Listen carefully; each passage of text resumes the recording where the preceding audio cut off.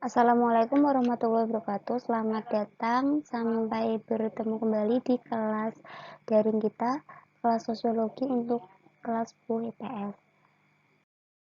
Pada pertemuan kali ini kita akan membahas materi tentang hakikat perbedaan individu dan kelompok sosial dalam masyarakat. Mengawali untuk perjumpaan pada pertemuan pertama di semester genap ini, materi tentang individu dan kelompok sosial nanti akan disusul dengan sosialisasi dan pembentukan kepribadian. Tujuan pembelajaran kita, ada beberapa indikator pencapaian yang harus kita pahami. Yang pertama, nanti akan mampu mengenali dan mengidentifikasi realitas individu, kelompok, dan hubungan sosial dalam masyarakat. Kemudian mampu mengemukakan pengertian individu, mampu mengemukakan pengertian kelompok, mampu menjabarkan syarat dan karakteristik kelompok, mampu menguraikan faktor pembentuk identitas individu, dan mampu menjelaskan teori pembentuk identitas individu. Pertama, kita pahami dulu mengenai konsep pengertian individu. Individu merupakan istilah yang berasal dari kata Yunani yaitu individuum, yang artinya tidak terbagi. Dalam konsep manusia, individu sebagai makhluk otonom atau makhluk yang berdiri sendiri. Jika didefinisikan, individu berarti orang, seorang, atau perorangan. Dengan demikian, individu bersifat tunggal dan satu kesatuan yang terbatas. Antar satu individu dengan individu yang lain memiliki perbedaan yang diindikatorkan dari watak dan karakteristik pada setiap diri individu yang akan dibawa sejak lahir. Ilustrasi dari konsep individu sendiri, individu sebagai makhluk tunggal atau otonom yang berdiri sendiri, kemudian karena ada kebutuhan hidup, sehingga satu konsep individu tidak bisa lepas dari individu lain, sehingga membentuk yang namanya konsep keluarga. Dalam kondisi tertentu, keluarga mengalami yang namanya fase perkembangan, sehingga berkumpul membentuk kesatuan dalam masyarakat. Oke, selanjutnya kita bahas mengenai konsep kelompok sosial. Kelompok sosial atau social group. Ada beberapa ahli yang mendefinisikan mengenai istilah kelompok sosial. Ada Robert K. Merton, Max Iver, dan Charles H. Page, kemudian Mayor Pollack, dan Joseph Ruchek and Roland L. Warren. Beberapa ahli tersebut silakan pendapatnya dibaca dan dipahami. Kemudian selanjutnya, ada dua gambar ini. Gambar yang pertama, ada kelompok anak yang sedang bermain bola. Kemudian gambar yang kedua, ada dua anak yang sedang bermain gadget atau HP. Nah, dan gambar selanjutnya ini ada interaksi yang dilakukan dalam rapat OSIS. Tentunya terdiri dari beberapa individu. Kemudian membahas satu tujuan. Selanjutnya, pertanyaannya adalah proses dan faktor pembentuk kelompok sosial. Oke, mengapa manusia selalu ingin bergaul dengan orang lain? Why? Nah, ini berhubungan dengan proses terbentuknya kelompok sosial. Yang pertama, adanya muncul persepsi atau cara pandang masyarakat, cara pandang individu untuk memotivasi diri supaya berinteraksi dengan individu lain. Di sisi lain, individu memiliki kebutuhan akan sebagai kodratnya manusia sebagai makhluk sosial yang tidak lepas dari individu lain, sehingga membentuk yang namanya kelompok sosial. Faktor pembentukan kelompok sosial ada 4 indikator. Yang pertama, faktor kepentingan yang sama. Kemudian faktor pertalian darah atau keturunan. Selanjutnya faktor wilayah atau daerah asal yang sama. Dan yang terakhir adalah faktor religius. Faktor kepentingan yang sama ini kita kupas ya. Faktor kepentingan yang sama ini terdiri dari beberapa individu yang memiliki tujuan atau pencapaian yang sama. Misalnya, ingin sama-sama mendapatkan nilai yang bagus sehingga janjian untuk belajar kelompok bersama misalnya. Kemudian faktor pertalian darah atau keturunan. Ini biasa kita lihat dari contoh paguyuban. Paguyuban biasanya terikat dari adanya keturunan atau klan yang sama. Misalnya satu marga, satu garis keturunan yang sama. Yang ketiga adalah faktor wilayah atau daerah asal yang sama. Contohnya, biasanya ada kelompok Patembayan yang sama-sama merantau tinggal dalam suatu daerah, berasal dari daerah yang sama, memiliki bahasa dialek yang sama. Hal ini lebih akrab dibandingkan dengan mereka yang berasal dari daerah yang berbeda. Yang terakhir adalah faktor religius. Ini berhubungan dengan kelompok ini terbentuk karena adanya keyakinan atau kepercayaan yang sama, misalnya sama-sama umat Kristiani, sama-sama umat Hindu, atau sama-sama umat Islam. Nah, dari beberapa faktor pembentuk kelompok sosial tersebut, silahkan kalian bisa mencari sendiri contoh yang lain. Tentunya banyak sekali ya. Ini adalah konsep hubungan antar manusia dalam himpunan itu bersifat saling mempengaruhi dan dengan kesadaran untuk saling tolong-menolong. Secara sederhana, kelompok sosial, secara kesimpulannya, kelompok sosial adalah kumpulan individu yang memiliki hubungan dan saling berinteraksi, sehingga mengakibatkan tumbuhnya rasa kebersamaan dan saling memiliki.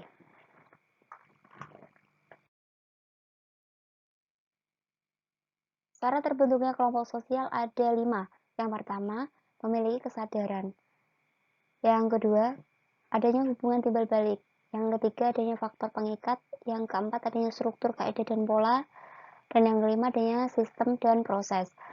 Oke, untuk indikator syarat terbentuknya kelompok yang pertama, yaitu kesadaran. Bahwasanya setiap anggota kelompok harus memiliki kesadaran akan saya merupakan bagian dari kelompok tersebut. Misalnya, 10 IPS 1 misalnya. Si A, B, C, dan D merupakan bagian dari kumpulan 10 IPS 1 dan mereka harus memiliki kesadaran bahwasanya mereka adalah bagian dari 10 IPS 1. Itu contohnya. Kemudian ada hubungan timbal balik antara anggota satu dengan anggota yang lain. Kemudian adanya faktor pengikat. Faktor pengikat di sini terdiri dari adanya kepentingan yang sama, kemudian adanya tujuan yang sama, dan adanya suatu ideologi atau prinsip yang sama. Contoh misalnya faktor pengikat adanya bangsa Indonesia yaitu adanya Bhinneka Tunggal Ika. Ini faktor pengikat kita, ada ideologi Pancasila dan lain sebagainya. Kemudian memiliki struktur, kaidah, dan pola perilaku yang sama. Oke, struktur ini berhubungan dengan adanya tingkatan kepemimpinan. Nah, masing-masing anggota struktur sosial ini, struktur dalam suatu kelompok tersebut memiliki status dan peran yang berbeda. Kemudian adanya kaidah. Kaidah berhubungan dengan aturan. Aturan ini disepakati anggota kelompok secara kolektif untuk memunculkan satu kesadaran dan adanya istilahnya apa ya, kesatuan untuk mencapai satu tujuan. Kemudian memiliki pola. Pola ini ada hubungannya dengan bentuk bagaimana kelompok tersebut berkembang, bagaimana kelompok tersebut berproses. Ini berhubungan dengan visi misi yang disepakati bersama dalam satu kelompok tersebut. Yang terakhir, bersistem dan berproses. Dalam kelompok sosial, penting halnya memiliki sistem dan proses. Nah, sistem ini adanya suatu konsep yang istilahnya dibentuk dalam suatu kelompok tersebut berhubungan dengan tujuan dan proses bagaimana cara mencapai tujuan tersebut. Nah, hal tersebut merupakan cara Oke, next. Ada dua faktor yang mendorong dalam membentuk kelompok sosial. Yang pertama, kedekatan. Yang kedua, kesamaan. Kedekatan ini berhubungan dengan kedekatan geografis yang berpengaruh besar terhadap keterlibatan seseorang dalam sebuah kelompok. Oke, ketika kita merasa kita berasal dari daerah atau wilayah yang sama, hal ini bisa memicu adanya kedekatan dalam anggota kelompok tersebut, begitu. Kemudian yang kedua adalah kesamaan.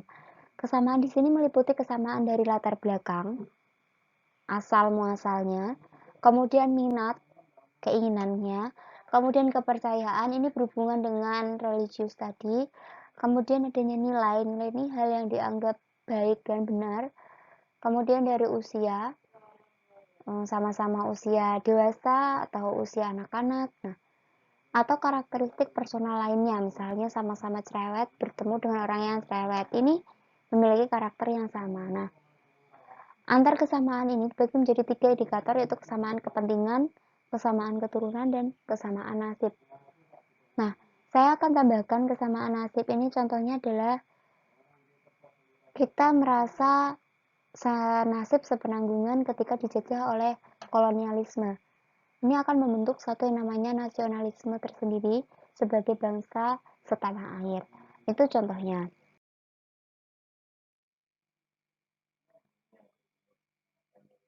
Sampailah kita ke ciri-ciri kelompok sosial. Ada 8 indikator yang menentukan apa sih dan bagaimana sih kelompok sosial itu. Nah, ciri-cirinya dikatakan kelompok sosial yang pertama ketika terdiri dari lebih ataupun lebih dari satu individu atau lebih dari 2 individu. Nah, yang saling berinteraksi dan berkomunikasi. Kemudian adanya minat dan kepentingan yang sama. Selanjutnya adanya motif yang sama untuk membentuk kelompok sosial.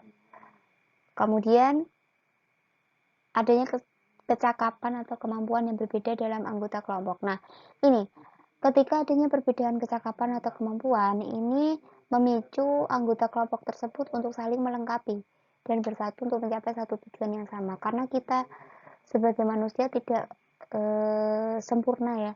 Ada kalanya kita memiliki kemampuan yang tidak dimiliki oleh manusia lain dan begitu sebaliknya. Sehingga dalam anggota satu kelompok sosial itu harus saling melengkapi.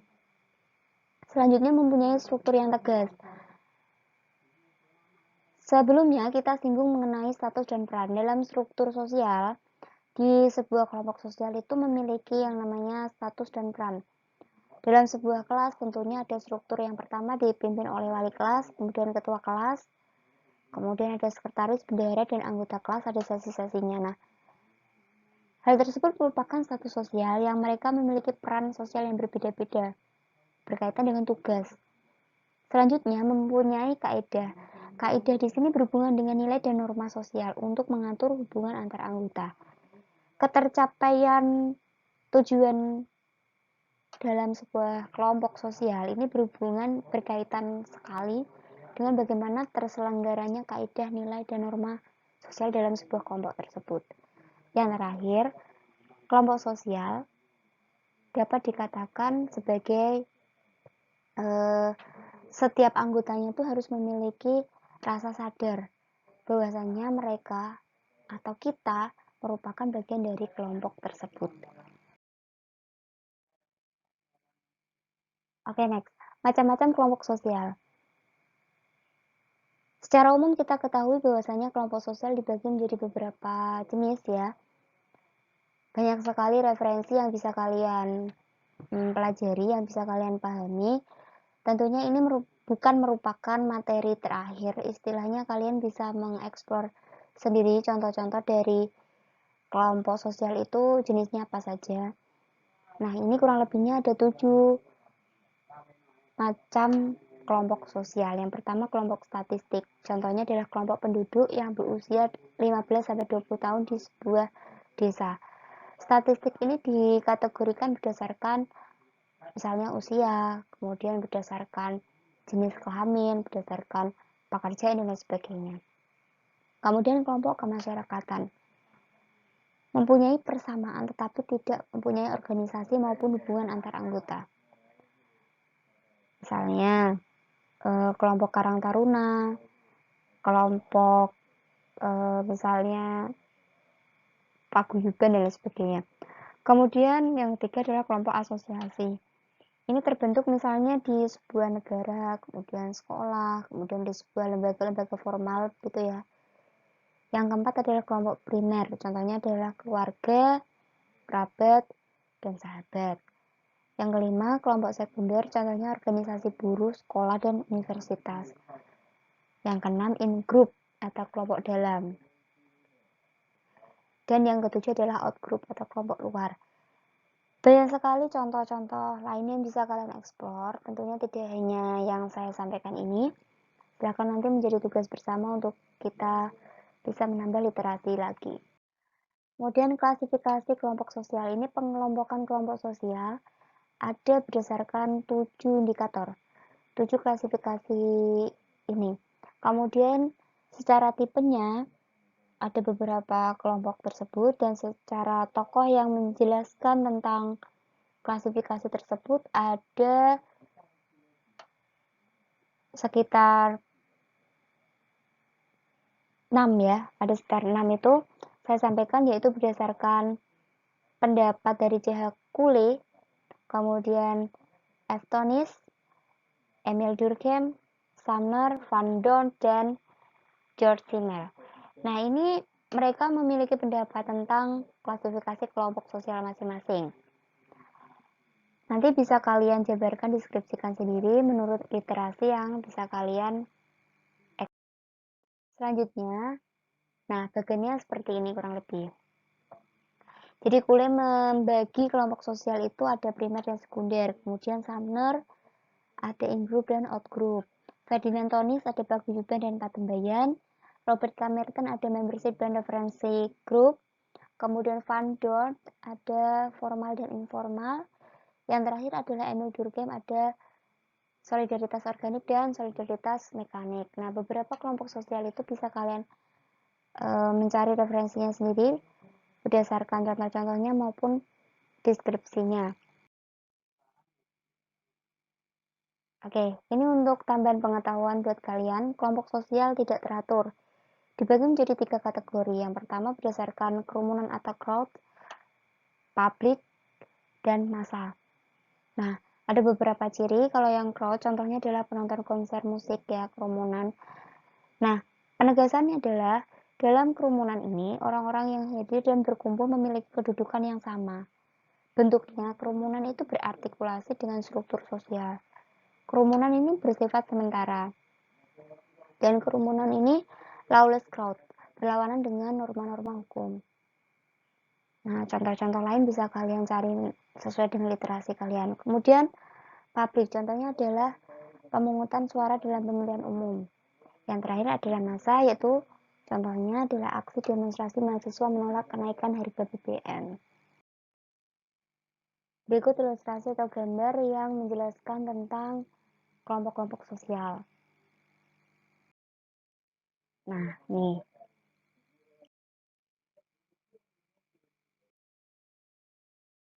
Faktor pembentuk identitas individu. Ada beberapa faktor yang mempengaruhi terbentuknya identitas individu. Yang pertama, faktor pembentuk biologis atau heredity. Ini dipengaruhi karena adanya karakter yang bersifat gen yang diwariskan dari kedua orang tuanya. Dan ini akan membentuk perwatakan atau sifat manusia yang berbeda-beda. Contohnya meskipun anak kembar identik pun ya, mereka akan memiliki karakteristik yang berbeda. Entah itu secara fisik maupun secara wataknya. Kemudian B. Faktor kelompok. Kehidupan manusia dipengaruhi oleh kelompoknya. Jelas, tiap kelompok mewariskan pengalaman khas kepada anggotanya. Pengalaman anggota kelompok juga dipengaruhi melalui interaksi dengan kelompok yang lain. Contoh misalnya keluarga, RT, RW, dan sekolah.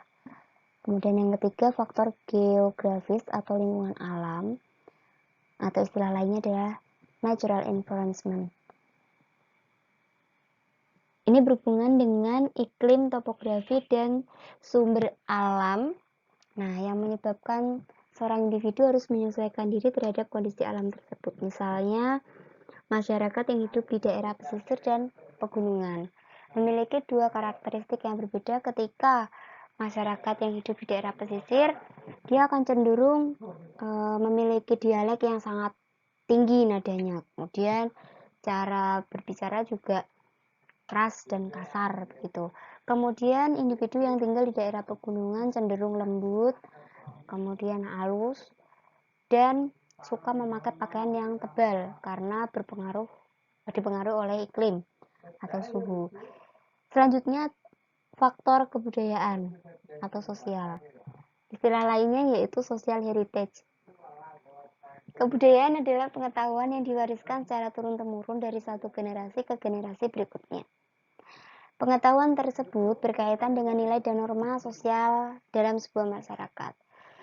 Jadi misalnya gini, identitas individu itu dipengaruhi oleh faktor kebudayaan. Contohnya,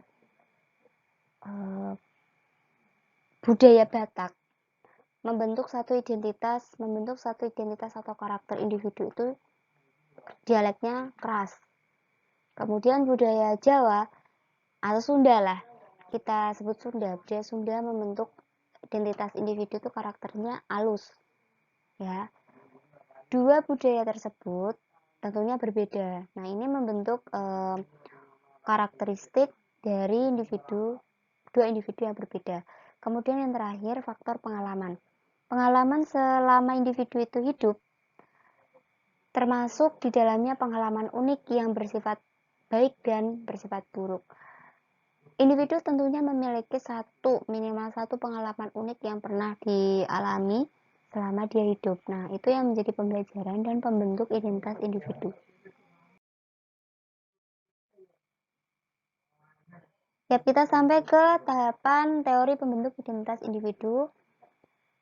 Oke, nanti kita akan singgung, namun untuk lebih jelasnya ini dibahas di materi sosialisasi dan pembentukan kepribadian di pertemuan kita yang akan datang. Namun tidak apa, kita singgung sedikit mengenai teori pembentukan diri menurut George Herbert Smith. Ada 4 tahapan sosialisasi. Ada tahapan persiapan preparatory stage, kemudian tahapan meniru play stage, tahapan siap bertindak game stage, dan yang terakhir adalah tahapan penerimaan norma kolektif atau generalis Sauder.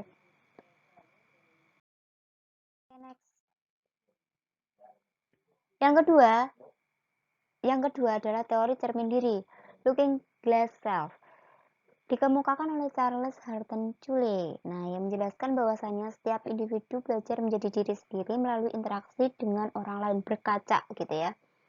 Kita berkaca dari karakteristik orang lain. Kemudian yang kita dapatkan dari proses interaksi tentunya. Dan diri atau self merupakan produk interaksi sosial. Kemudian membentuk identitas diri individu dipengaruhi oleh pandangan orang lain yang melekat pada diri seseorang, yang tentunya akan berpengaruh dalam sikap dan perilakunya. Dan proses perkembangan identitas diri terjadi melalui 3 tahap menurut teori cermin diri. Yang pertama, kita membayangkan bagaimana kita di mata orang lain. Yang kedua, kita membayangkan bagaimana orang lain menilai kita. Yang ketiga, bagaimana perasaan kita sebagai akibat dari penilaian tersebut. Nah, ini berimpact pada pembentukan kepribadian kita. Tentang pembentukan identitas kelompok. Tadi sudah kita bahas tentang pembentukan identitas individu, sekarang pembentukan identitas kelompok. Menurut Savell dan Turner, proses pembentukan identitas sosial anggota kelompok terjadi melalui 3 tahapan. Yang pertama, kategorisasi, identifikasi, dan perbandingan sosial. Kategorisasi atau categorization adalah individu mengenali dan mengelompokkan identitas berdasarkan kategori sosial seperti etnik, ras, religi, pekerjaan, dan status sosial. Kategori-kategori sosial tersebut akan memberikan pemahaman mengenai latar belakang setiap anggota kelompok. Ketika kita merasa kita berasal dari etnik atau suku bangsa yang sama, maka kita akan mudah untuk membaur dan membentuk satu kelompok. Kita memiliki rasa persamaan dari adanya latar belakang, dari adanya budaya, dari adanya indikator-indikator yang kita mengharuskan atau termotivasi untuk kita membentuk yang namanya kelompok. Selanjutnya, identifikasi atau identification. Individu mulai mengidentifikasi dirinya sebagai anggota suatu kelompok tersebut. Dan dalam tahapan identifikasi ini, individu memiliki 2 posisi. Yang pertama, individu ini dibangun berdasarkan keanggotaan dalam suatu kelompok atau identitas sosialnya. Dan yang kedua, individu memandang dirinya sebagai individu yang unik, personality identity, atau personal atau identitas personal. Nah, setelah kita membentuk yang namanya kelompok, berasal dari persamaan etnis, ras, religi, pekerjaan, dan status sosial yang sama. Kemudian individu mempunyai yang namanya kesadaran bahwasanya dia tahu akan identitas kelompoknya dan dia tahu akan kepribadian identitas kepribadiannya. Tahapan yang terakhir yaitu perbandingan sosial. Ketika individu sudah mulai membuat perbandingan antara dirinya dengan anggota yang lain dalam rangka mengevaluasi diri, individu dapat mengetahui identitas dirinya dengan melakukan perbandingan sosial. Ketika kita sudah mulai berinteraksi dengan anggota kelompok yang lain, kita sudah mampu untuk mengukur atau mengevaluasi seberapa pentingkah, seberapa banyakkah, atau seberapa tajamkah pengaruh dari karakteristik kita dalam keanggotaan kelompok. Nah, ini digunakan individu untuk mengevaluasi diri atau individu sudah mulai membandingkan dirinya dengan anggota kelompoknya. Nah, di sini merupakan tahapan pembentukan identitas kelompok. Selanjutnya, hubungan sosial. Kita sudah tahu yang namanya individu itu seperti apa, kemudian kelompok sosial itu seperti apa. Ketika individu sudah membaur, berinteraksi dengan individu lain, nanti akan membentuk yang namanya kelompok sosial. Dan ketika kelompok sosial sudah berhubungan atau berinteraksi dengan kelompok sosial yang lain, ataupun kelompok sosial sudah berinteraksi dengan individu yang lain, maka muncul yang namanya hubungan sosial. Konsepnya seperti ini. Secara umum, hubungan sosial adalah hubungan timbal balik antar individu, bisa juga antar kelompok, dan saling mempengaruhi satu sama lain atas dasar kesadaran saling tolong-menolong. Unsur dari adanya hubungan sosial yaitu adalah interaksi sosial. Dengan demikian, di dalam interaksi sosial terdapat hubungan sosial yang diakui atau yang dilakukan oleh satu orang atau lebih. Karena hubungan sosial adalah suatu kenyataan yang menghubungkan kepentingan antar individu dan antar kelompok, secara langsung maupun tidak langsung. Kembali lagi ditegaskan bahwasanya unsur utama yang mendasari hubungan sosial adalah interaksi sosial. Hubungan sosial tidak bisa terbentuk tanpa adanya interaksi sosial atau proses timbal balik. Seperti itu. Latar belakang munculnya hubungan sosial ada 3 konsep yang perlu kalian ingat dan istilah ini sering keluar. Ya. Manusia adalah makhluk sosial atau zoon politikon. Manusia adalah makhluk yang memiliki naluri sosial atau gregariousness, dan setiap manusia itu memiliki kebutuhan akan berhubungan sosial atau memiliki keinginan untuk berhubungan dengan manusia lain atau yang disebut dengan istilah social needed. Apa itu interaksi sosial? Interaksi sosial adalah hubungan timbal balik. Dan apa itu hubungan sosial? Hubungan sosial adalah perwujudan dari adanya interaksi sosial. Dan apa itu proses sosial? Proses sosial adalah cara individu untuk berinteraksi. Dan dalam membentuk hubungan sosial ada 2, yaitu dipengaruhi oleh tindakan sosial dan interaksi sosial.